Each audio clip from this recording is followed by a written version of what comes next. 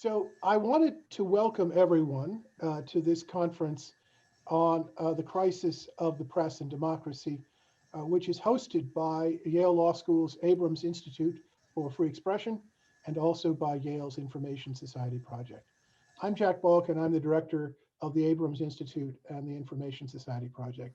Our conference is going to take place over 2 days. We're going to have 6 panels with over 24 scholars, lawyers, journalists, and strategists from a variety of disciplines. And we're all going to talk about the issues that concern the function of the press in the United States, in American democracy, and what to do about it, how to diagnose the problems, and what to do about them. So here I'm going to introduce my 3 co-organizers.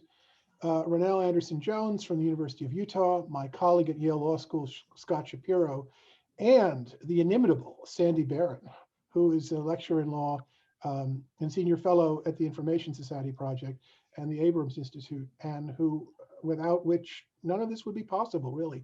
Anyway, the 4 of us have been uh, uh, planning this conference for some time, and we came to the conclusion that to really do a conference on the press clause and the press, we had to do some more research. So what we decided to do was make it entertaining for ourselves and we hope for the audience. So we started a YouTube channel, a series called Media Apocalypse. And we have been interviewing folks over the course really of a year now. There are 19 episodes up. Many of the people we interviewed are at this conference. Um, the point of these YouTube videos was to provide some background and detail, more than we could do just within the confines of a conference. And the links to that are available on the conference webpage. And I want to thank everybody who participated in the Media Apocalypse series, and especially Angela Chan, a JD student at Yale Law School, who gave us technical support. I also want to thank the sponsors. This event was made possible by the generous support received from the Oscar M. Reebhausen Fund.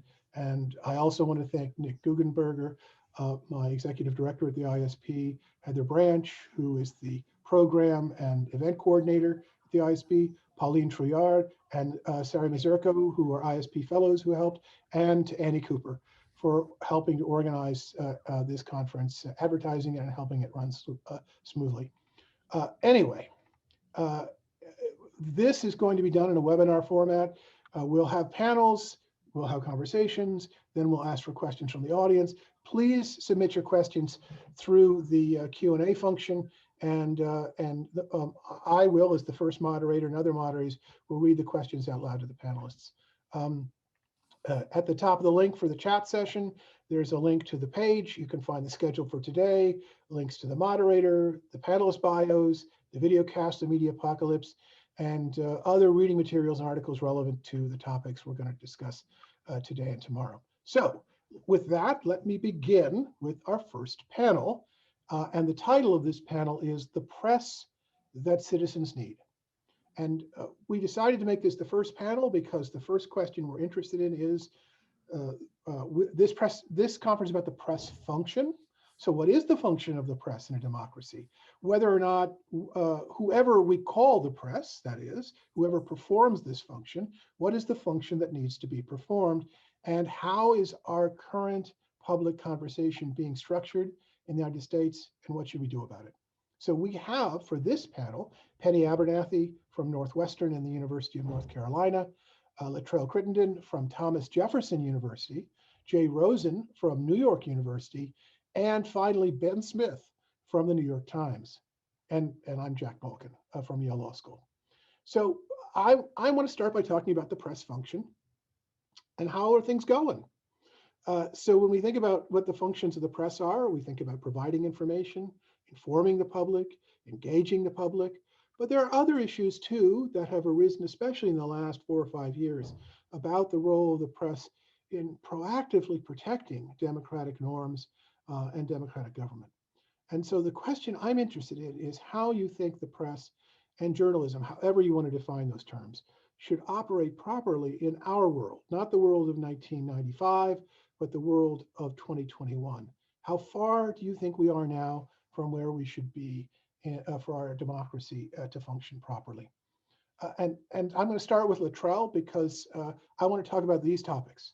First of all, it doesn't matter whether we produce news if nobody reads it and nobody thinks it's relevant to their lives. And it's not going to do very much good if we provide news if people don't trust journalists and they don't think that journalists are looking out for them or care about them or care about the things they care about. So the question I want to ask is, could you say something about the function of the press in reaching audiences, in engaging with audiences, in gaining the trust of audiences? Where are we now in 2021 and what do we need to do? Thank you for the question, and thank you for the opportunity to be on this panel. And I excuse if you hear any banging sounds in the background. The heater in this place is going all crazy. But I would say that the argument I would make is that we need to really form a new covenant with the audience where we function as partners in storytelling, as opposed to the historical process of extracting information and basically trying to treat audiences as commodities. And this doesn't mean that I think we should have audiences telling us what to do. There still needs to be that gatekeeping function where journalists are basically dictating in many ways what actually is coming out of the news. But the problem is that you have this massive level of distrust that has grown. And some people would say that that started in 2015. Some people would, and that's not the case at all. And some people would say that it started when you had the downsizing of newsrooms over the past 20 years. But in many cases, the problem is that the public does not see themselves represented on a day-to-day basis in what is covered in the media. And that is especially true when you start to talk about traditionally marginalized communities like African Americans, Latinx community members, and to some degree, people in rural areas. So what I would basically argue is that we need to find a way to better engage audiences and bring them as part of the discussion on a regular basis so that they have some say in what is being covered, but more importantly, that they have an invested interest in knowing that when they say or they express their concerns, that they actually will be heard and that will be manifested in what is actually covered. Because again, the old covenant really is one where particularly marginalized communities are essentially banished from the news and their voices are not heard. So what we really need to really focus on are, one, how can we better engage audiences across the board? How can we make sure that their voices are manifested in the actual production of news? And how can we be accountable and responsive to them on a regular basis? And more importantly, how can we do this and ensure that those traditionally marginalized voices are elevated to the level where they deserve, so that they feel that they are part of the process and that their voices are actually represented in the public sphere. I wanted to ask you about this, about the idea of the covenant, but also about the difference between extraction and serving audiences. So I was reading a fun article the other day about how the New York Times has A/B testing for headlines. What they do is they basically take some group of audience, they give them one headline, they take another group, they give them another headline, they see which headline gets the most engagement, they pick that headline. Now that's just a tiny little example of a larger feature, which is that the way in which the news business changed over the last couple of decades is one in which there's ever greater attempts to try to engage with audiences through measuring them, through watching what they click, through watching what articles they read, how far down the page they read, to the extent that's possible. And that would seem at first glance to be ever more concerned with the audience and what the audience wants. But I take it that your point is that this version of what's called surveillance capitalism, right, where we basically measure data, monetize data, we try to figure out what's going on. This actually doesn't actually produce the kind of trust that's necessary, and it doesn't necessarily provide folks with news they actually want to read. Rather, it focuses on attention, right? Gaining attention, but gaining attention is neither trust nor is it providing the appropriate agenda of news. Is that your point? That's absolutely my point.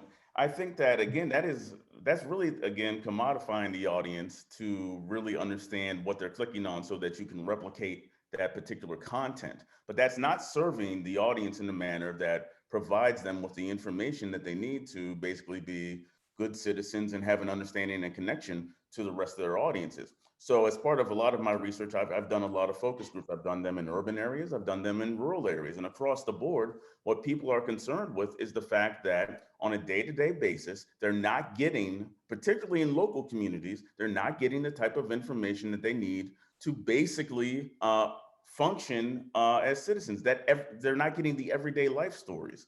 So I've done focus groups in rural Pennsylvania where people were complaining about, and this is a part of the marketplace, my newspaper was 10 pages long 20 years ago, now it's 4.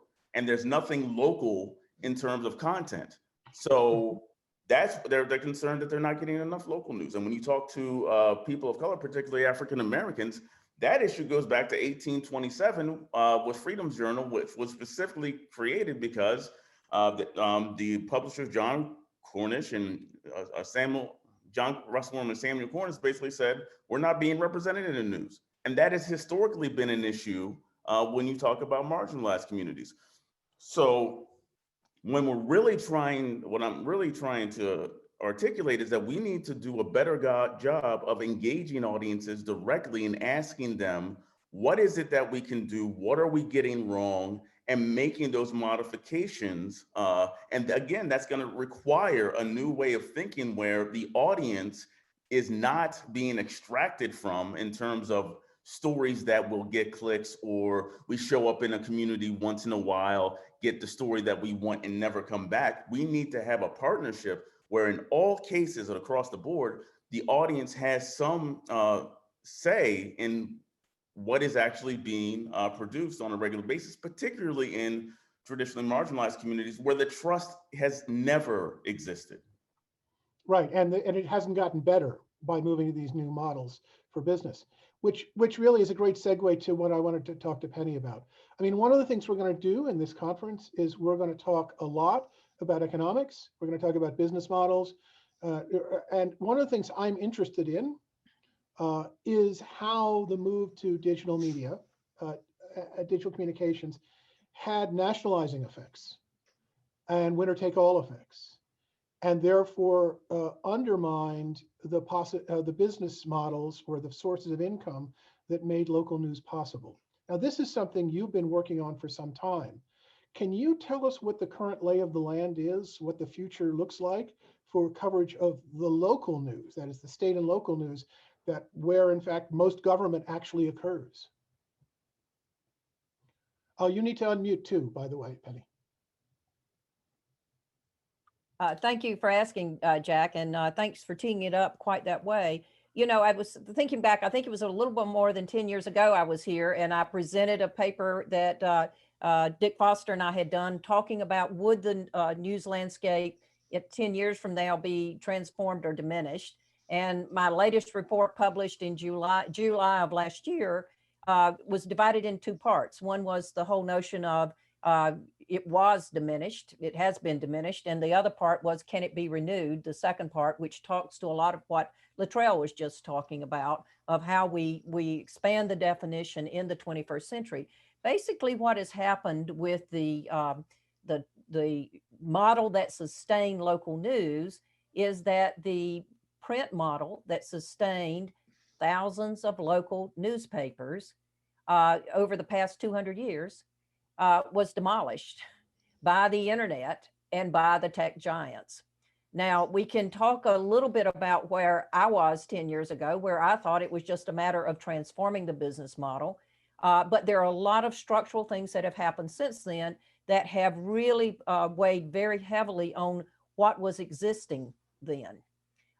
So if you look at the news pyramid in the US, what you see is it's very bottom heavy. There's a foundation of about, at this point, about 6,700 newspapers in this country that cover either state or local. If you take out the 3, 4, or 5 national newspapers.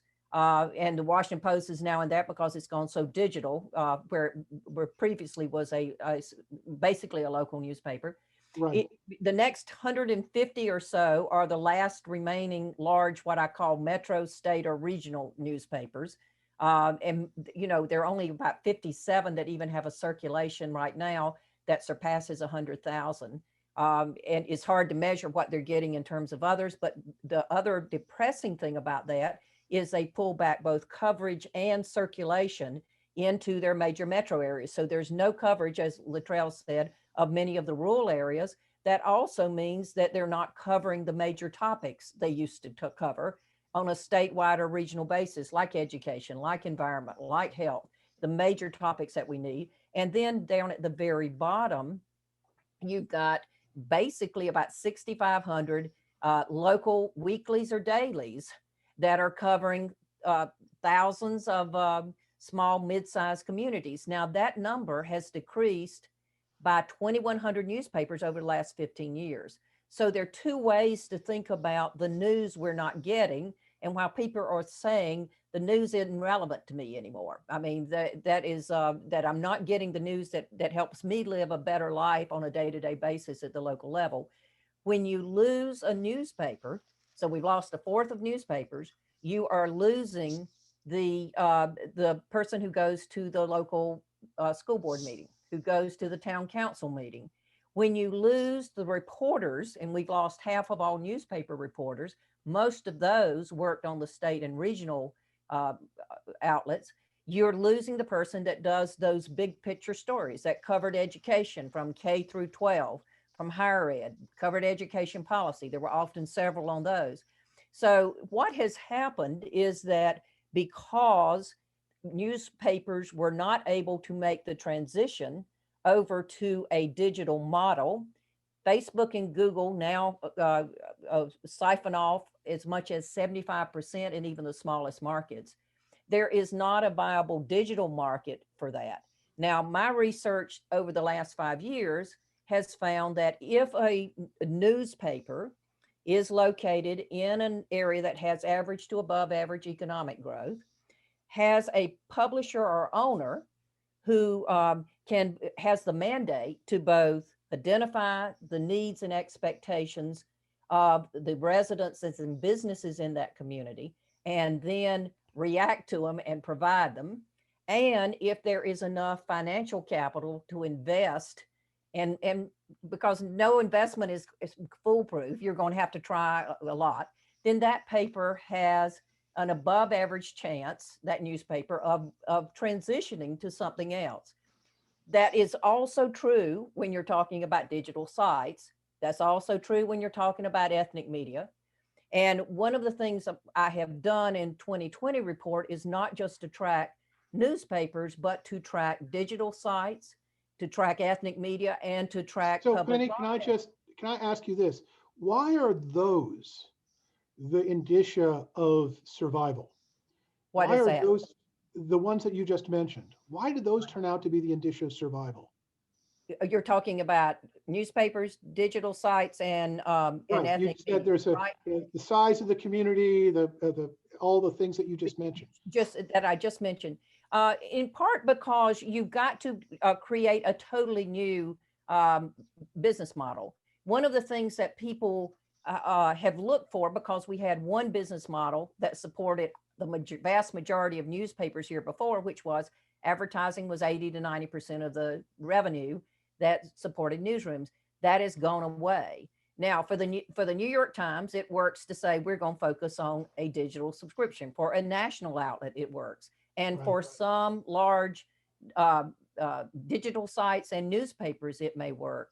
But what we've found is that when an area loses a newspaper, it tends to lose because the digital sites tend to be heavily located in metro areas, and the ethnic media tend to be heavily located in metro areas, and because the reporting that is done by NPR, meritorious as it is, tends to be focused on those big picture areas.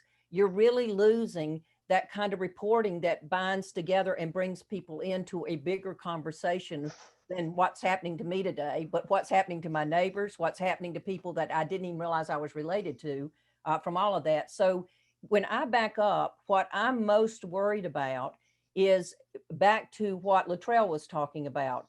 It is marginalized communities, and they can be marginalized based on never having been covered. It can occur in an inner city neighborhood. It can occur in a suburban area, and it can occur in the rural area.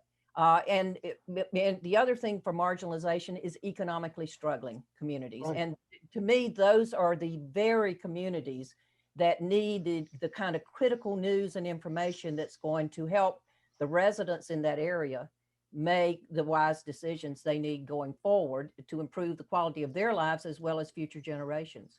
Well, it just sounds to me like there's a mismatch between an attention economy model for news and the goals of journalism, since there might not be enough people, first of Yep. all. They might not have enough disposable income. Yep. Right. They might be widely separated Yep. in terms of space, and therefore their interests will not be sufficiently highly concentrated to garner a great deal of attention. And that is to say, don't have enough attention to sell to the, and so the result is what you don't get is you don't get these groups served. Right. But No, that and just, I think we need to look at it in terms of access too. And I think Jay Hamilton, who'll be on the panel later, has done a great job of talking about there's several kinds of access. We're a vast country. Broadband is not universal. And Right. you know, I live on a farm. I have broadband that comes in courtesy of the alarm company that bounces off a series of radio towers onto I'm talking to you today off that. It comes into an antenna on the tallest pine tree on my property. But I can afford it. You know, when you talk about high-speed internet being $200 or so a month to hook up, I have some Rube Goldberg way of getting it that many people and have looked enough to find it that way. So there's both access to the infrastructure to get the information. There's access in terms of having the money to get it. So I think we need to think about how we deliver it as well as what the content is going right, out. right. Because the delivery thing has its own economics. Yeah. You may notice that from my conversations with Latrell and Penny, that I'm very interested in the question of how the movement to digital methods of communication affected business models, and also questions of trust and questions of of coverage agenda.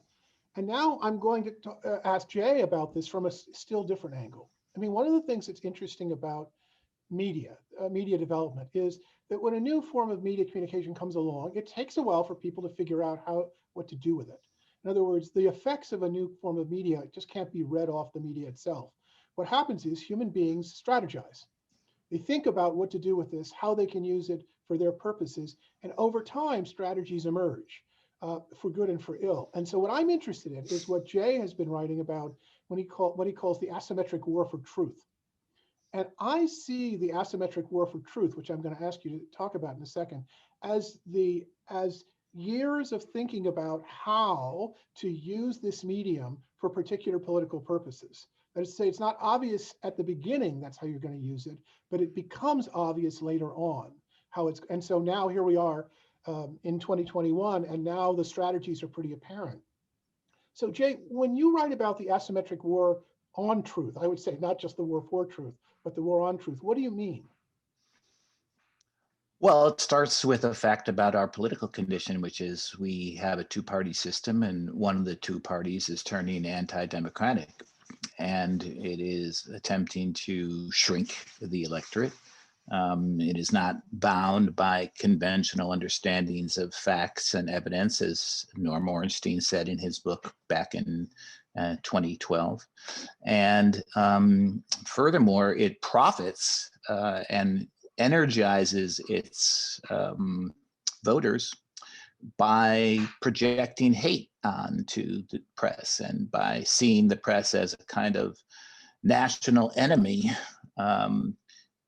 And those tactics, which are now constitutive of the Republican Party coalition, of course, hugely dependent on what's called the conservative media sphere as well. Those tactics are leading the two parties in different directions so that they don't operate the same way anymore. They're not obeying what appeared to be for a long time sort of the laws of politics. And so this affects journalism because the practices in political journalism were resting on a picture of politics in which you had two dominant parties that operate roughly the same way. They have different coalitions, they have different philosophies, but the press can approach them as these two giants who struggle for temporary advantage, and forms of journalism that stress both sides' coverage and objectivity and savvy read on political tactics were all kind of dependent on this picture of politics that less and less describes the world. And so you have one party that is not only anti-democratic, but it is generating momentum for itself by attacking the press, undermining the press, and in effect withdrawing from the press system in which there were a common set of facts delivered by the media, and then the parties struggled over them. Now, but I want to offer a slight redescription. Okay. To talk about one party doing this way begs the question of whether or not the party system exists anymore in the way that we originally imagined it. So you're focused on the Republican Party, but I would say there isn't a Republican Party. What there there's a media ecosystem, right? There's talk radio, there's cable news, right? Which are allied with various parts of the Republican Party, but actually they have their own interests and their own thing they're trying to do. There are various kinds of folks in the internet who basically are after engagement and basically have shaped their strategies to Facebook and Twitter and Instagram, and they tend to be conservative, but of course they're not actually interested in the long-term health of the Republican Party.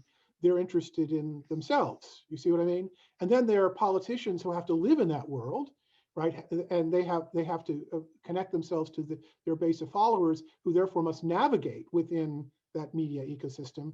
And then finally, we have the most recent entrant who's just a demagogue.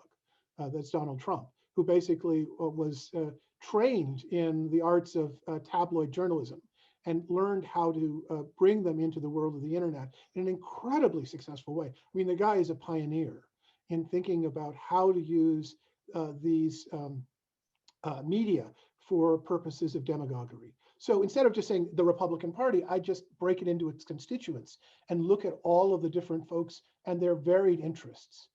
But what you're saying is that the combination of them together has been a sustained assault on an older vision of what journalists do.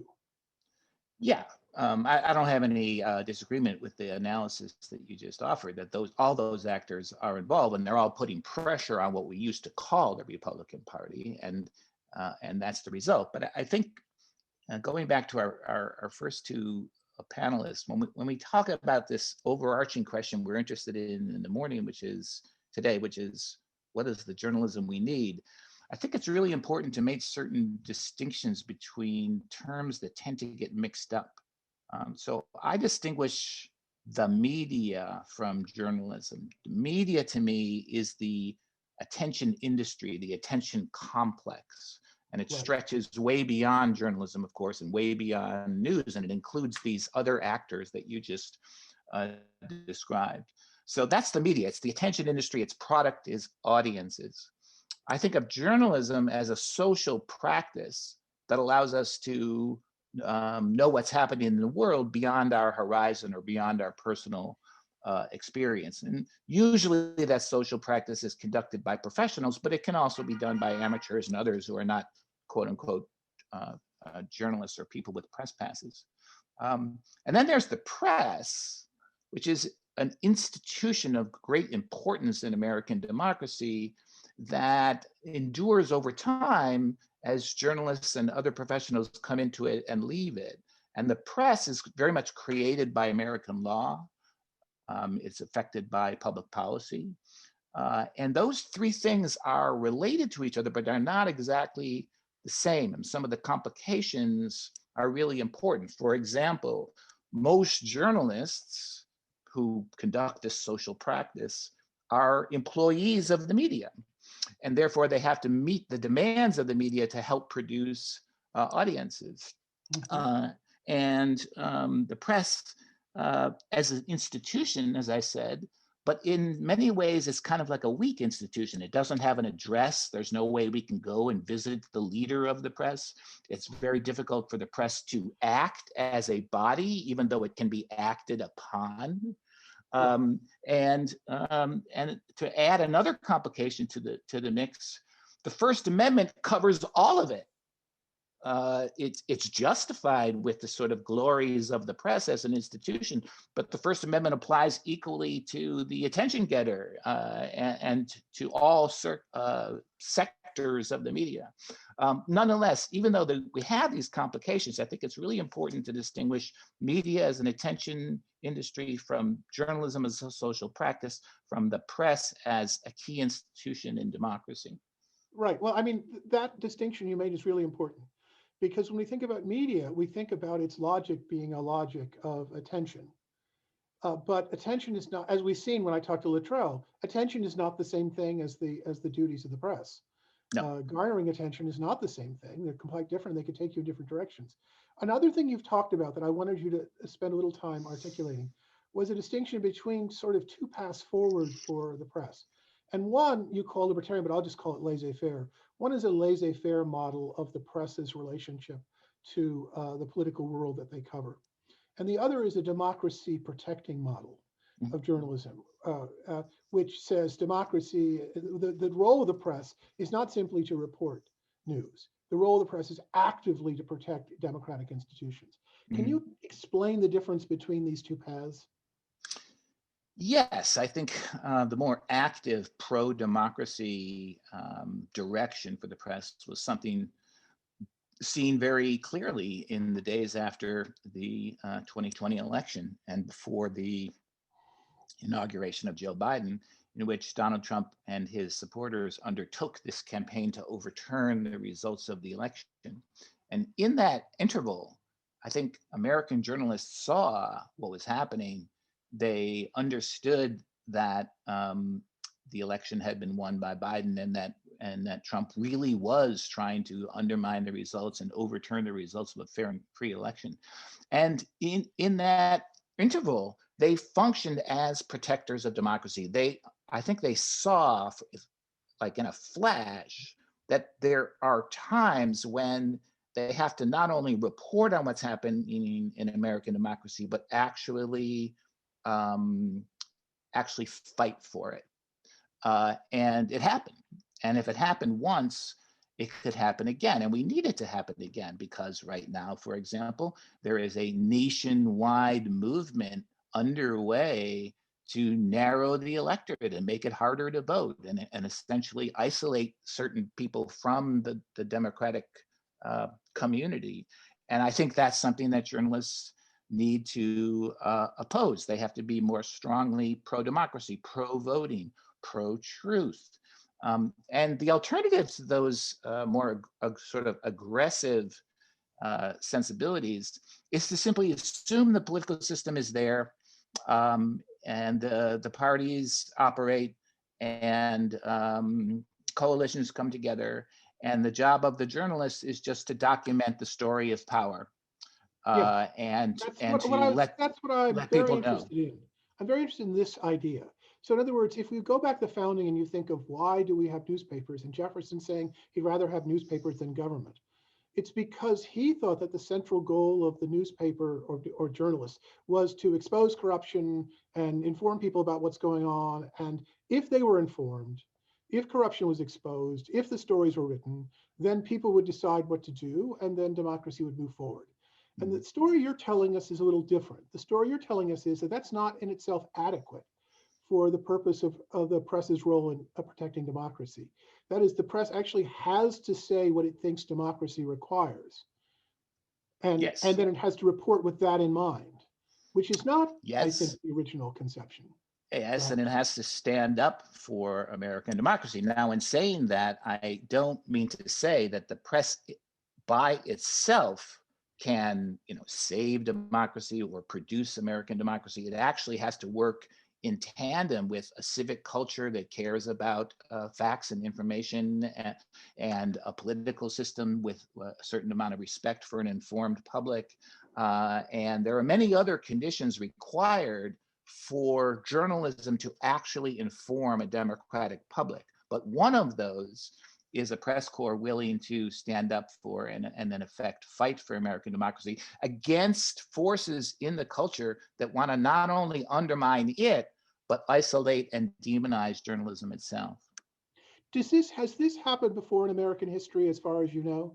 In other words, if we were to go to the turn of the 20th century, the early progressive era, or to go even further back to the period leading up to the Civil War, or even further back to Jefferson's time and the fights between Federalists and Jeffersonians, do you have any other historical examples of this moment in which the press has to take on the burden of this democratic function? Well, the original, there plenty of times in American history where people have attacked the press because they see the press as a political enemy and tried to destroy it. That has happened many times in the long history of partisanship in America. In the progressive era, when what was called muckraking first began, which is the origin of today's investigative reporting. The muckrakers not only saw themselves as journalists, as fact gatherers, but as activists. Lincoln Stephenson, his great book summarizing his Shame of the City series, says that in writing these articles about municipal corruption, he wanted not to lay out the facts for Americans, but to destroy the facts of municipal corruption. That was his goal. And so there are moments when a more active version of the journalist's job came alive that way in the Vietnam era as well. But then it tends to go back into a kind of neutral professionalism. And today, neutral professionalism is just inadequate to do the job of political journalism, in my view. Yeah. I mean, neutral professionalism seems to be assaulted in two directions. It seems to be assaulted by the demands of capitalism, but that's always been the tension. And now it seems to be assaulted by the dangers to democracy itself.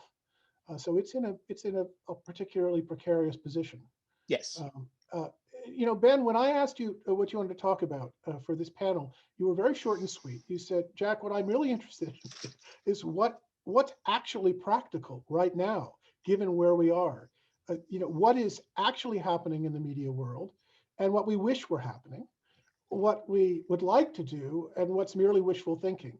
That was the message you gave me. And so, having heard your fellow panelists talk about these problems, what's your take on where we are and what we could possibly do about it?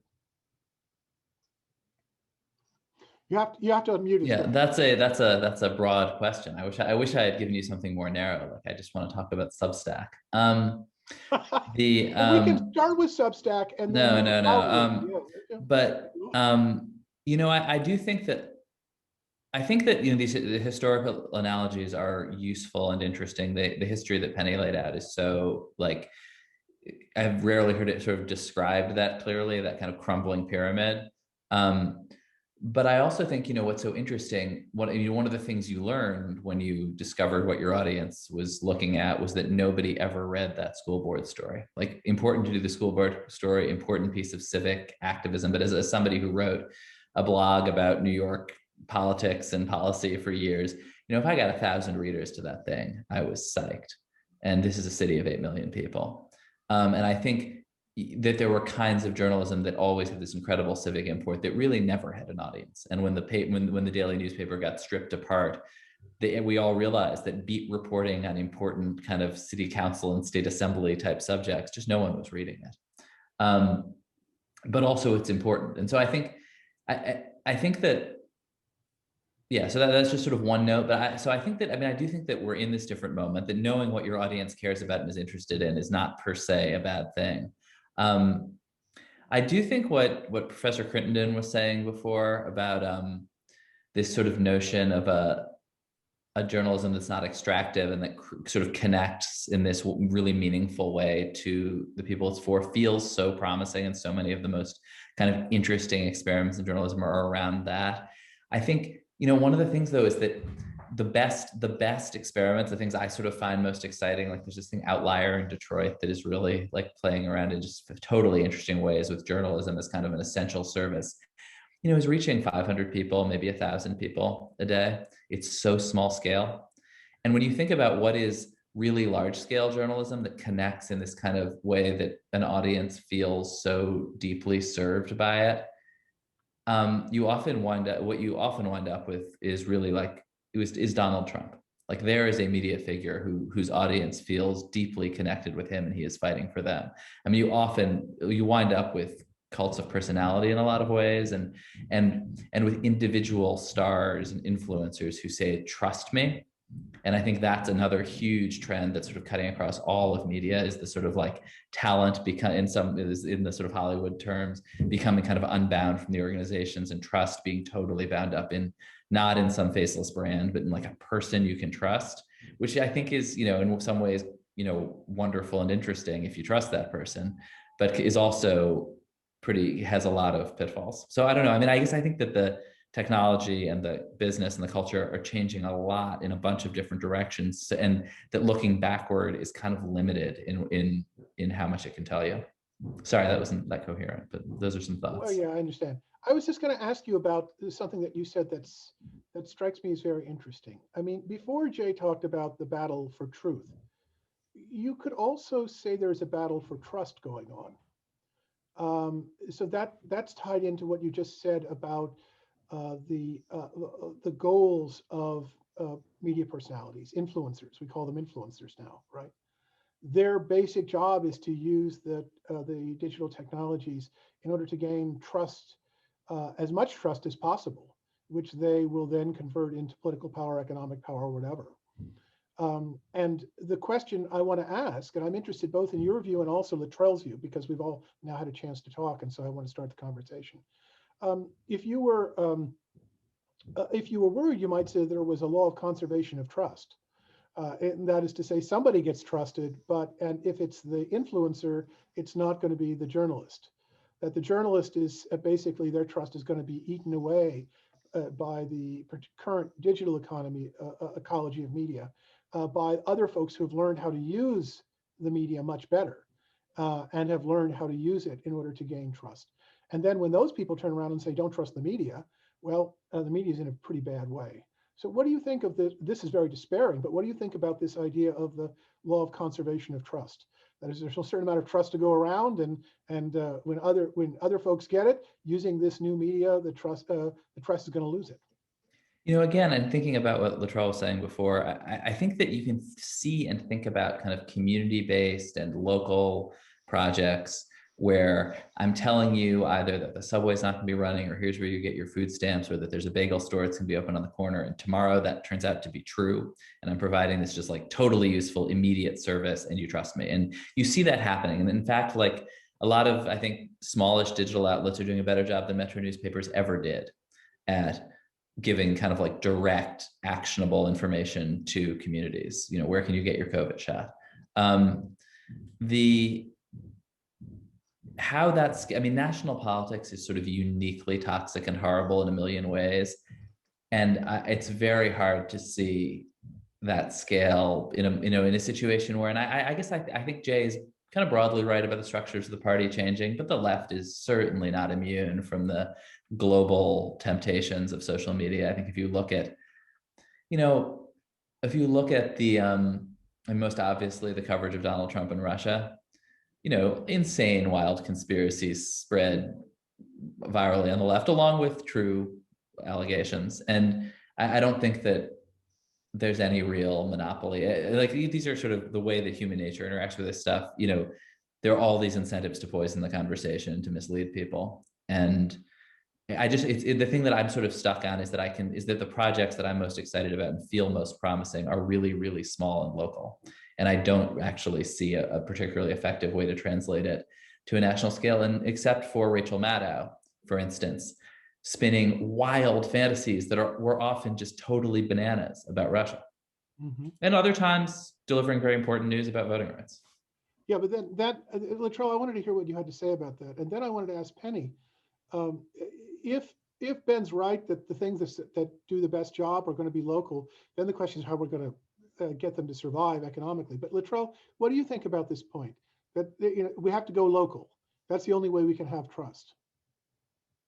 I would say yes, and I think that, so I've been reading a lot of different literature for books and things I've been writing, and I've really gotten interested in Nikki Usher of University of Illinois and her idea of place.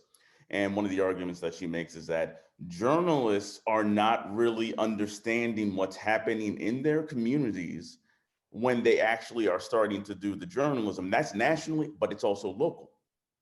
And I think that's why I say that the trust erosion has happened, because journalists have not, especially on the local level, been connecting on a regular basis. What do you need? How are we doing? Oh, there's a new whole large Latinx community in our area now. Why aren't we covering that particular portion? Because the model has basically been the same, that this is what we do, and we're not going to really engage the audience in a way to bring them in and understand what it is that they want. And that erodes trust, because if people do not feel that this particular paper or this particular venture is of any use to them, they will go elsewhere. And I think that this is especially dangerous now because of the amount of pink slime that you have been getting in terms of different local news. And that's basically newspapers that pop up that say, hey, we're local, but they're really focusing on conservatives or progressive agenda. And in many cases, especially in news deserts, a lot of people are going to these sites because they are telling them things that they find functional, that this is great, I'm actually getting news. But that's not the type of news that people need to basically understand their neighbors, to understand what's happening. And I think that proliferation has been very damaging. And again, I would say on top of that, you still don't have it, particularly in local communities. You do have these excellent products popping up. Outlier is wonderful, but you're not really focusing on traditionally marginalized communities on a regular basis, and they don't trust anybody. I've done, when I've done focus groups in many different places. I remember Pittsburgh talking to a local activist, and he basically said, I don't mess with the media anymore. I don't trust them. And that is the type of thing that I think needs to change. So what I say is that, so I guess I'm rambling here, but the idea is we need to just go off and talk to the community and say, what is it that we're doing well? What aren't we doing well? And then also in terms of consumers, trying to find pockets of people that aren't typically heard in the press. And they couldn't become new consumers. Right.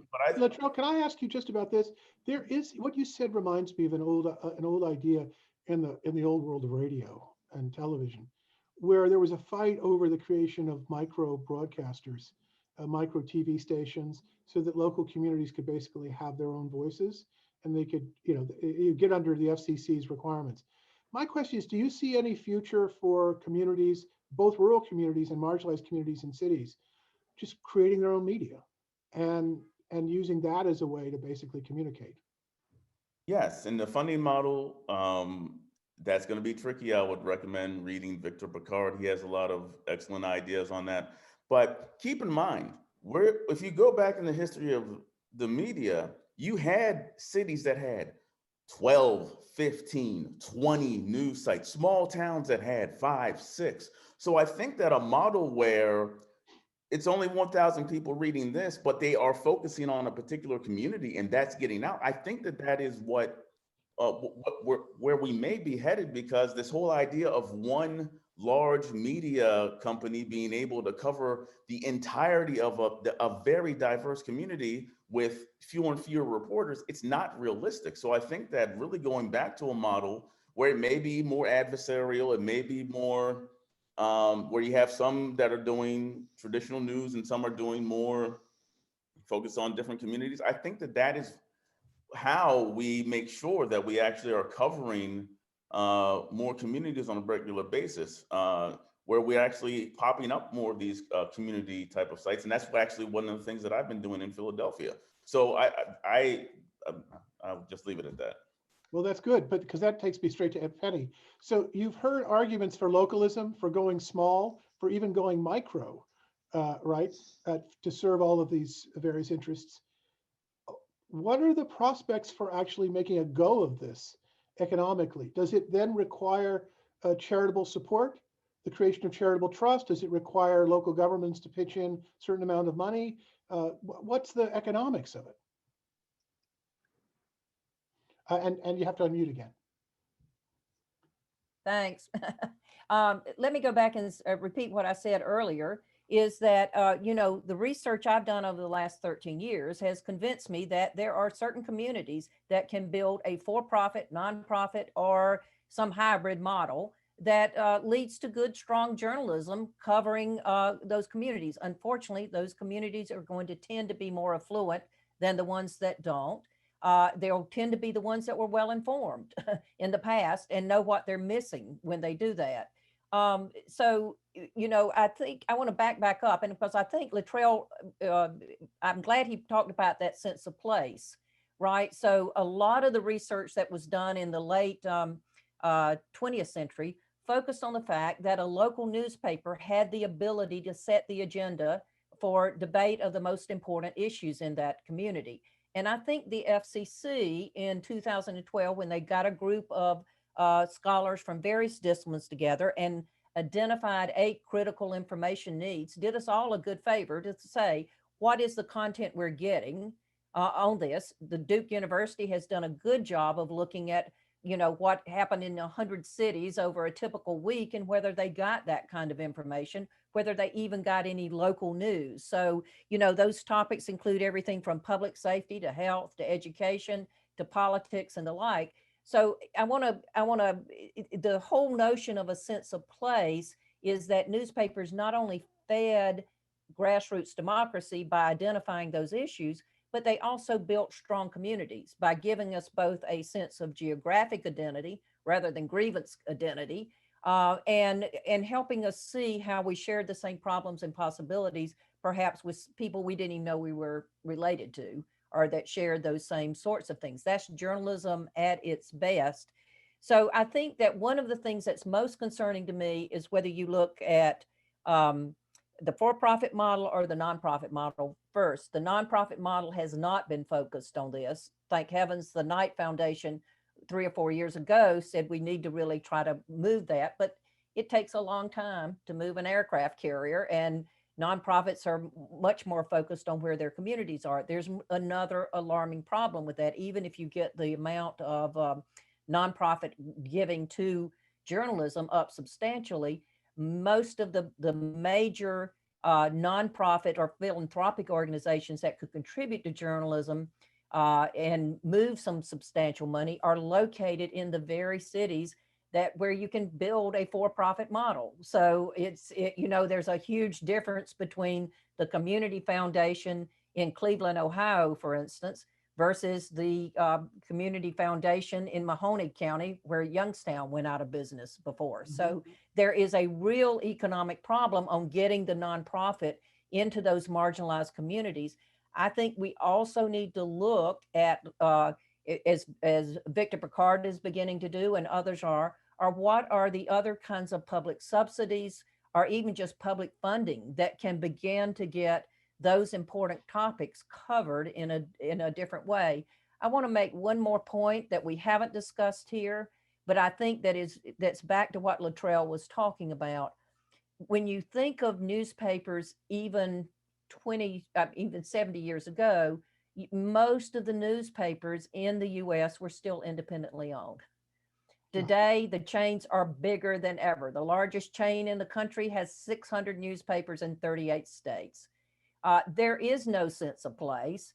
to the poor journalists who've been cut down and slashed to the bone. Invariably, they're there for 1 or 2 years if they're there and not laid off. Many of them are straight out of school. And think about what has also happened during this pandemic with our state and regional newspapers as well as local ones, just basically saying we're not even going to have a space anymore. And you contrast that with how in the past, many of the newspapers, whether they were metro or whether they were small town, were integrally, physically integrated into the communities. They were often near the courthouse, near the state legislature. And so they were symbols physically of being part of the town conversation. You know, we've gone from that to shutting down them, the newspapers, selling off the real estate, housing them out and near the airport, out in the middle of nowhere. And now we're saying in many of the places, such as the Hartford Courant, we're not going to have a newsroom anymore. We've shut it down, you know? So what is a sense of place in there? It just kind of exacerbates that whole notion of not having any notion of, you know, not only are people not getting the news they need at the state and local level to make the decisions they need, there's not even a notion of where you go to complain about it. This is interesting that you mentioned this. I mean, I want to get to some questions in the audience, but so here I want to compare radio, television, and newspapers. Newspapers, well, you had a geographical model for making money, so that always tied it to the locality. In radio and television, the licensing scheme tied the broadcaster to the locality.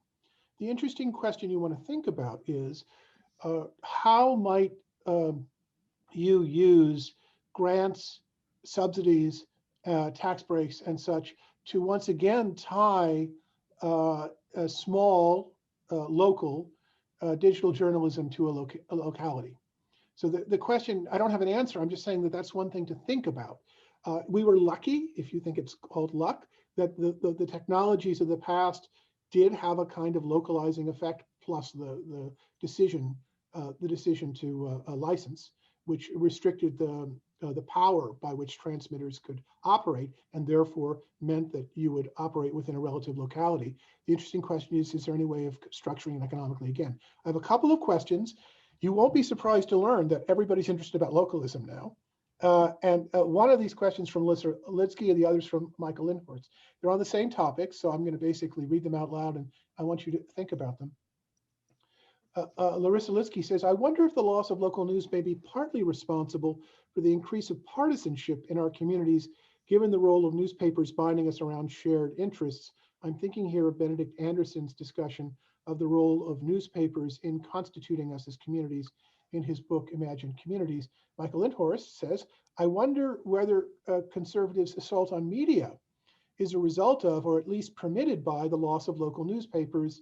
If you're not seeing yourself and your community in the media, you're only seeing stories out of major metro liberal areas. Is that what creates the space for believing that the press is an enemy of America? So those are two comments, both about localism and local newspapers. What do you guys think? Well, one thing we didn't mention, Jack, is that there are parts of the culture of professionalism and journalism that work very strongly against localism. I can remember being in a meeting with Knight Ridder editors in the mid-90s, and they were complaining about how young reporters don't sink roots into the community and learn in detail about the lives of the people there. And I asked them, well, do you pay reporters enough to own a home in these communities? And they all started to look at their shoes and grumble. And so before the internet, before any of these current problems descended on us, there was a culture of professionalism in journalism that emphasized in a career path people leaving these towns and going to bigger markets. And that's what you do in television journalism, for example. You'll always have your eye on the next market, the bigger market. And so in effect, people were doing Philadelphia, New York, and Washington, Boston journalism in Nebraska and Omaha and Oregon because they wanted to catch the eye of employers in bigger markets. And economically, journalism was not a profession in which you could sink roots into communities. And that all existed during the newspaper era, when we had these magical local, producers of information. It wasn't all that local in many ways. It had the name, it had the sports team, it had the iconography of localism, but in many ways it was nationalized even then. And then when the internet came along, by that time, the business crisis that Benny had described was already in full force, and people are kind of already detached from journalism by the time the internet comes away and just sort of solidifies and blows out of the water this entire structure. Yeah, I guess, I mean, in some ways to sort of to agree with Jay, which I hate doing, the golden age that we sort of wasn't all that good. I mean, it had huge problems. And I do think that there are, and again, there are things to be excited about that journalism really wasn't doing, could never do before in terms of serving communities, connecting to communities. And I think on a local level, dropping some of the pretense of distance. You live in the place with people and you're part of a community and you're, functionally advocating for that community and in a way that, again, and I do think that it's, that the kind of notion that people are supposed to trust a clinical professional journalist, which used to be the way in which journalists built trust, and which is sort of how I came up, and there's a lot I like about that, really does not seem to be how it works anymore. And I think that people, just in my experience and observation, are much more likely to trust somebody who they see as an engaged member of their own community than a sort of professional who pretends to have no skin in the game. Jack, can I just respond to the polarization and talk about the important role that both local newspapers and regional newspapers played, and that was in vetting candidates. I have talked about this in several instances. I live in the 9th Congressional District in North Carolina. Let me tell you how I found out the most about who was running in 2018. First, from a Frank Bruni column in the New York Times. It was practically impossible to find out anything about the 2 congressional candidates. And of course, we're in the district that didn't have any representative in Congress for almost a year because of the election fraud that was committed by the Republican candidate. That is the loss here. There's a loss of information. The only thing I had in 2018 was the League of Women Voters look at who was running locally. If you didn't want to answer the question, there was nothing there about the candidates. It forced me at both the state level and the local level to go have to search for it on my own. And then of course, immediately I ran into paywalls at various, in various news organizations around the state.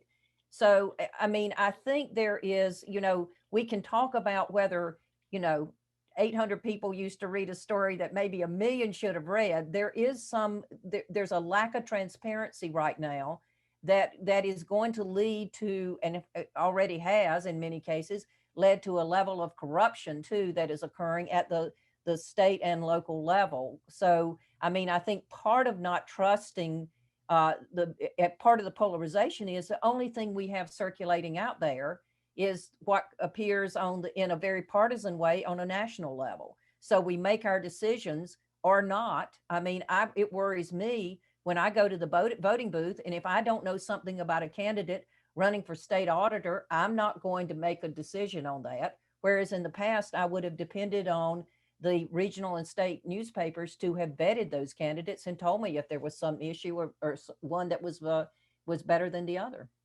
And real quickly, one of the other things that happen is that other entities fill the void because local media isn't covering. So I'm doing some research in central Pennsylvania, where I'm from, and there's a politician by the name of Doug Mastriano who is potentially going to run for governor, and he's built a very huge following. One of the ways he's been able to do this is because the local radio station, that a conservative radio station, gives him airtime every day. And a lot of the people are turning to this station because that's the only place where they can get local news about politics.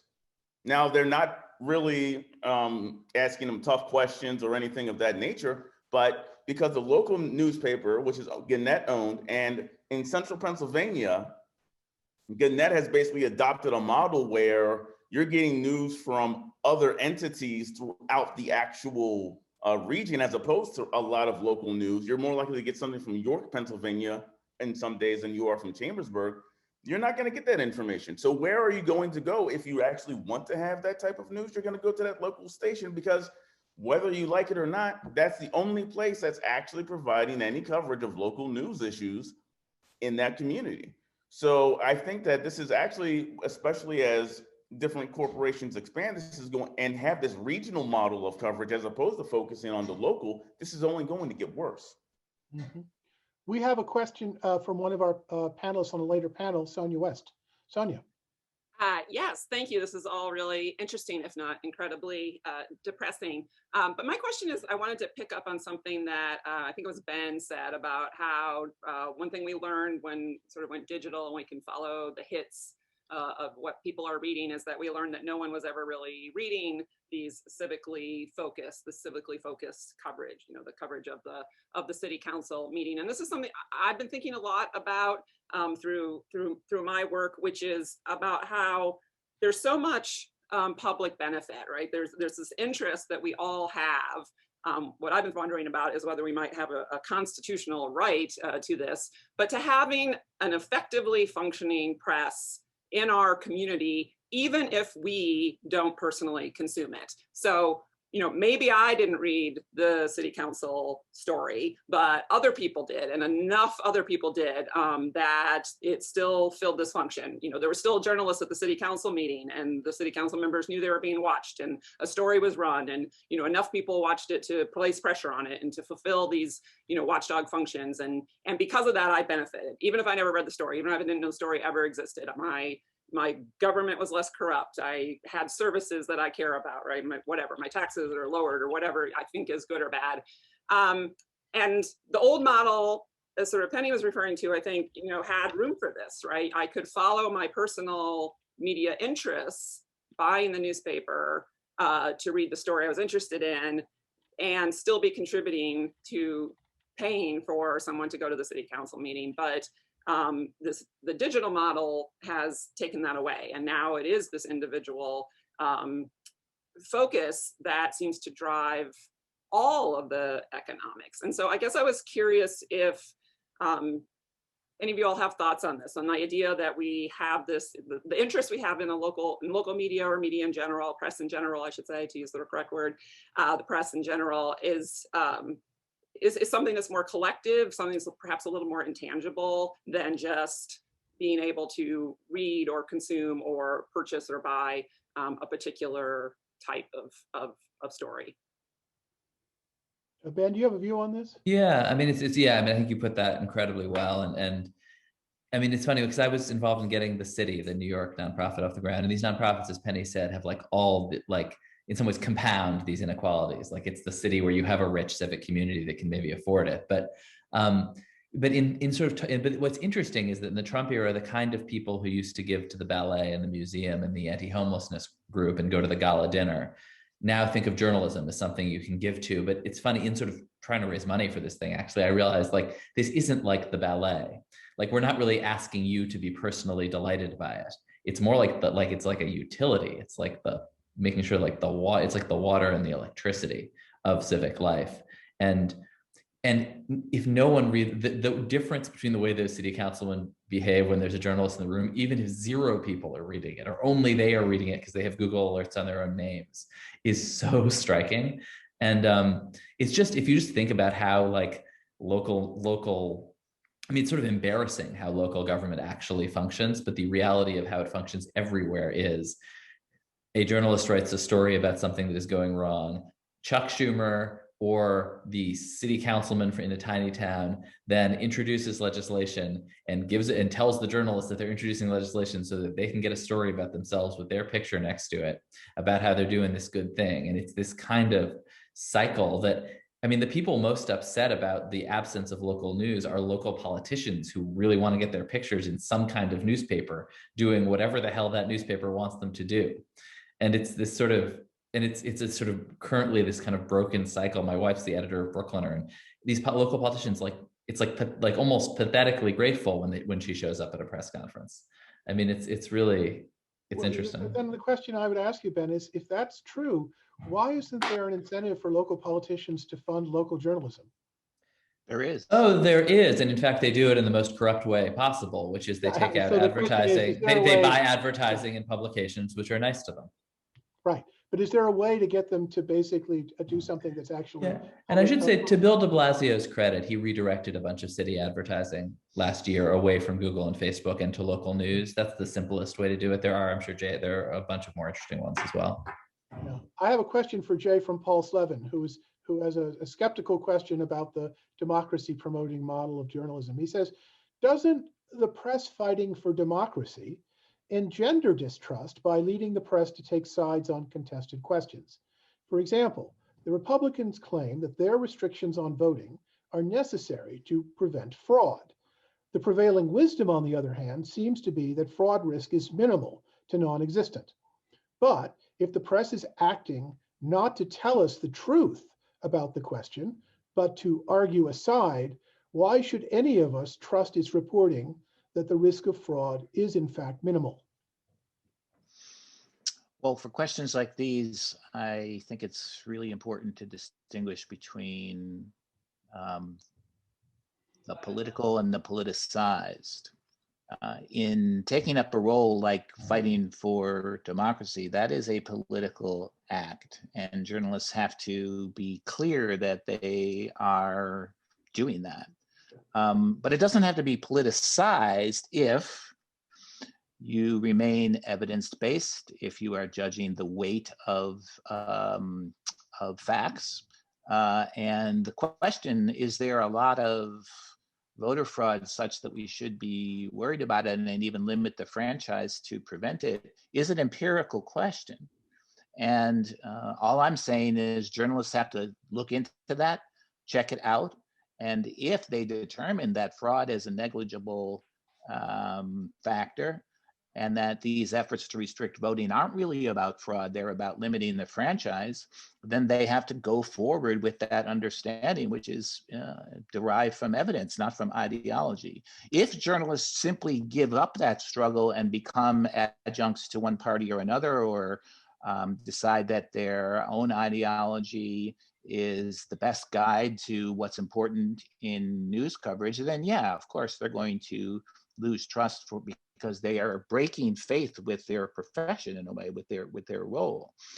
But the fact that some interested actors and bad actors are screeching at the press for being ideological doesn't necessarily mean that that is the reasoning that journalists are following. They still have to be evidence-based. They still have to be primarily committed to truth. They still have to be alert to contrary evidence. They still have to show their work, show their proof. All of those things are extremely important. So in calling for this more aggressive and frankly, yes, political role of protecting democracy, I'm still wary of the press being politicized, which is an ever-present danger.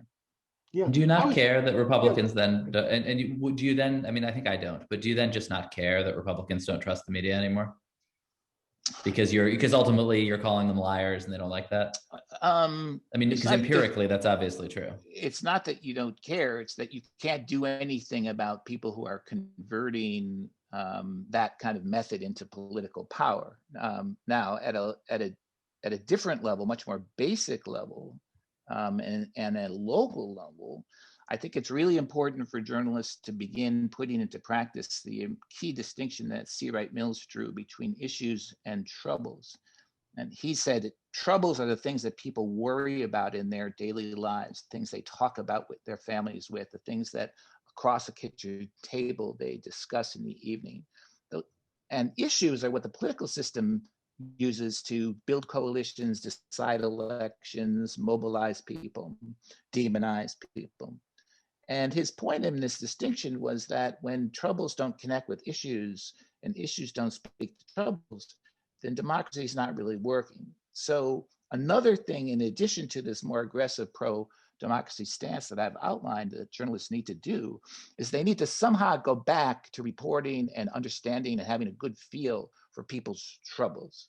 And if they're able to do that, then they can at least make a start on some of these trust questions. But to answer your question, Ben, when you have a hyper politicized Republican Party beating up on the press because it makes for political traction, then yeah, there's nothing that you can do but ignore that if you have your facts straight. But just to follow up on Ben's question, which I think is where I was going to go to, Ben, actually. It was the same question I was going to ask. Republican politicians might well object on the following grounds. First of all, that the agenda of the things that reporters are looking into and asking about is skewed. So even if in fact they just report the facts, you can do that in a very skewed way by basically shaping the agenda, because not everything can be covered, right? So scandals about conservative politicians, but not enough time devoted to scandals about liberal politicians or Democratic politicians. So that's the first puzzle. And the second puzzle is that the call for, let's just report the facts, let's protect democracy by reporting the facts relevant to democracy, runs into the problem that many journalistic organizations are shedding their nonpartisan labels. They're shedding their desire to basically present themselves as nonpartisan. So if I look at two examples on the left, one being Vox and the other being Slate. I could add Salon actually as a third. What you see is that, Vox prides itself on providing lots of facts, but it's also the case that the folks who write at Vox don't really hide the fact that they're liberal Democrats, and they're thinking about the world through the lens of what's good for liberal Democrats. So that creates a tension for the model of democracy protection that you're trying to address. What do you think about those problems? One is the agenda problem, and one is that the actual folks who are doing the explanatory journalism, or basically trying to present the facts, basically increasingly seem to be allied with a particular party or a particular ideology. You're asking me? Yeah. Well, where are the fact-based, evidence-based, strict conservative journalists? And why is it that every venture Daily Caller would be one which starts out saying, we're going to provide the conservative alternative to the New York Times and do fact-based journalism, but with a value system that derives from the conservative movement? Why have those not developed into a Vox.com? So it's true that the Vox started out, and it would be an interesting study to figure out why this happened. It started out with an intention to be kind of both sides or neutral from the point of view of ideology, and it drifted to where it currently is. But when you have a political party and a conservative movement that is not only hostile to journalism, but is incorporated that hostility into the way it does politics, there's very little that you can do in that situation. And that's why most journalism now is either liberal by design or is seen by conservatives as hostile to their aims. Right. I mean, I just want to point out that what you're proposing for journalists is a little different than something that people might confuse with it. So what some people have argued is, let's go back to the idea of the ideologically proud press, that is the party press or the press that isn't afraid to take sides from the standpoint of ideology. That's not what you mean by pro-democracy. And it's very important to understand these are not the same things. The question that I was offering was whether or not people would too easily confuse them. That is to say, they would just be led from one to the other.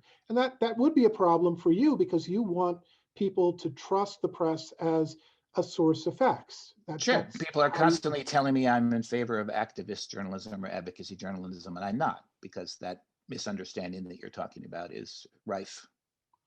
Yeah, absolutely. And we have another question from one of our panelists, Martha Minow. Martha, are you there?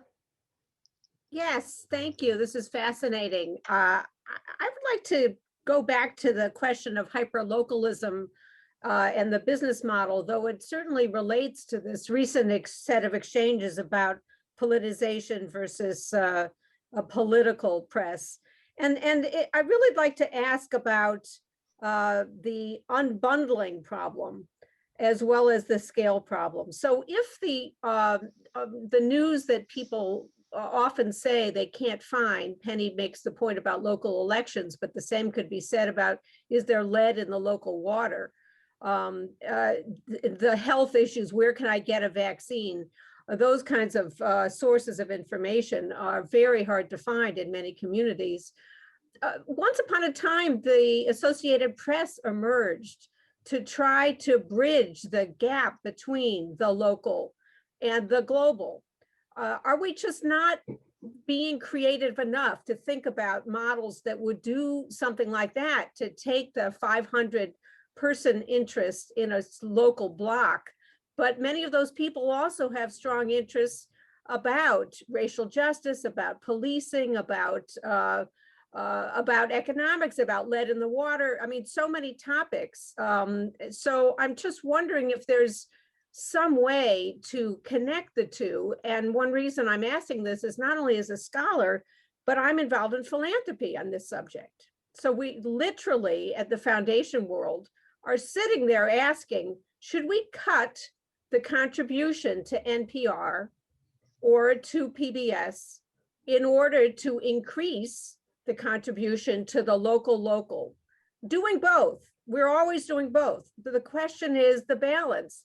And I'm just wondering, does there have to be that trade-off? Can't there be some kind of way of supporting? But I use the word unbundling because the increasing trend is the following of individual reporters or individual columnists. And so is there some way in which we're going to lose the entire instrumentality if there isn't some way to feed the entire enterprise?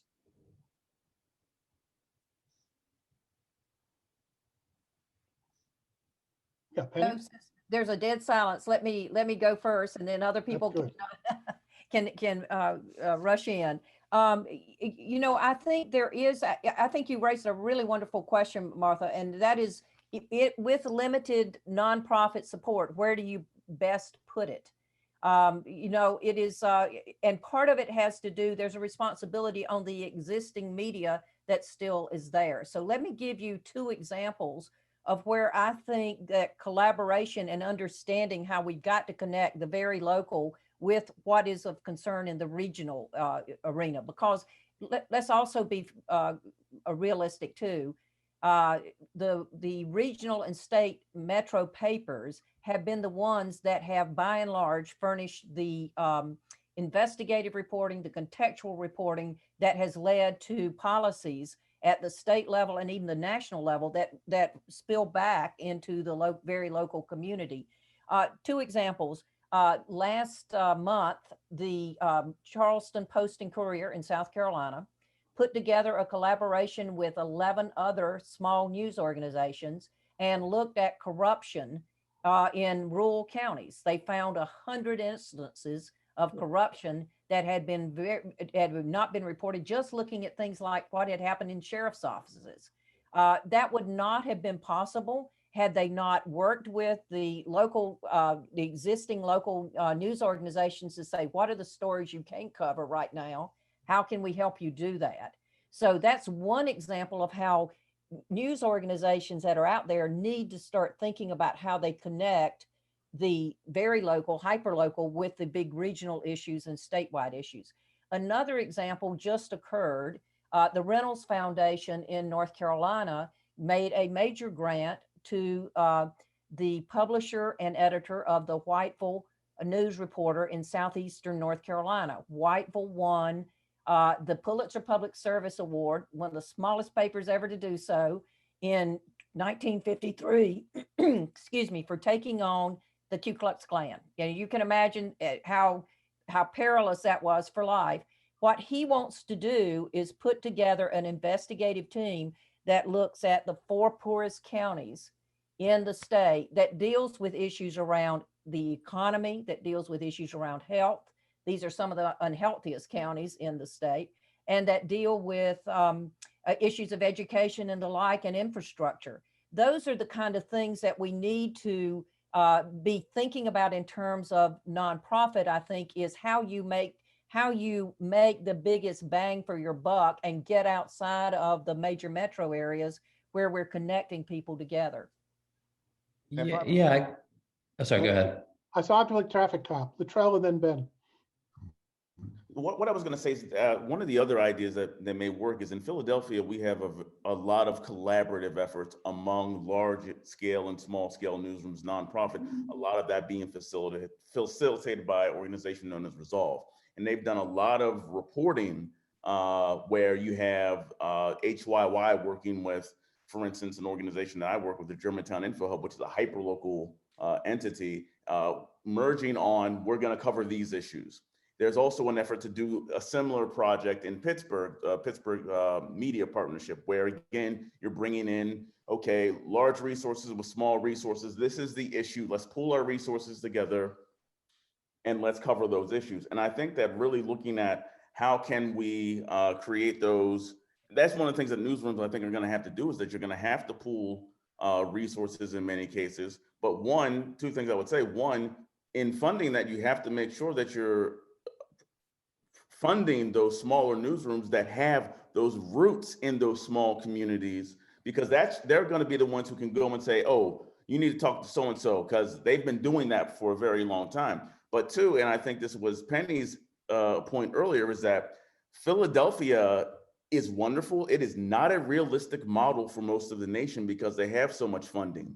So I think that if we're going to do that, there needs to be, I think, also partnerships or ideas for this sort of collaborative work in rural areas, particularly that are way outside of the main urban areas, because again, the type of funding that we are able to enjoy in Philadelphia, you're not going to get that in Harrisburg or central Pennsylvania. And that is going to really hurt the overall ecosystem if you're really looking for that type of collaboration. Ben. Yeah, I guess I would just say that I think this is a conversation where the nostalgia can really get in the way. Like because the ecosystem has just changed so much. I mean, you don't your ability to get information, like where's the vaccine? Like where can I get a vaccine? Like I just typed that into Google and it took 4 seconds. And there's just no reason that's something that philanthropists should be, trying to duplicate. Like, and similarly, there are hyper-local things that you could never do before. I can go on Nextdoor and say, does anybody on the block have a frying pan I can borrow? I mean, there's just, in these panels, we usually spend our time wringing our hands about the internet and social media and what it's done to the news industry.